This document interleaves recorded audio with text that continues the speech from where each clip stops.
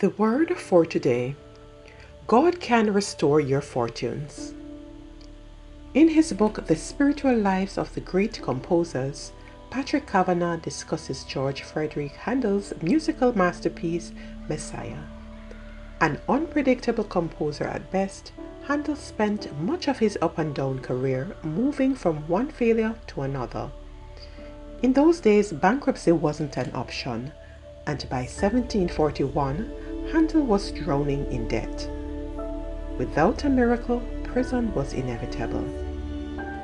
He decided to perform his farewell concert and retire a failure at age 56. But when a friend handed him a libretto on the life of Jesus based on selected scriptures from the Bible, everything changed. Handel threw himself into writing and composing, and in a staggering stretch completed Part 1 in 6 days, Part 2 in 9 days, and Part 3 6 days later. He worked feverishly, driven by one overwhelming purpose. Servants left meals outside his door, afraid to disturb him.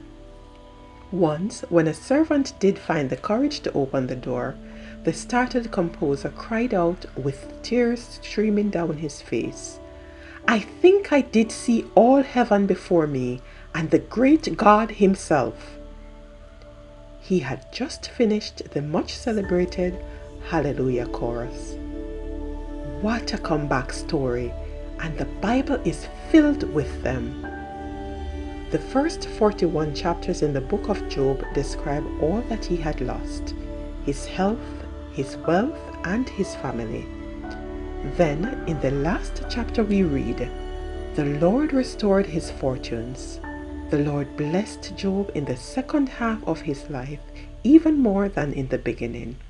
Job 42, 10-12. And what God did for George Frideric Handel and for Job, he can do for you when you put your life in his hands.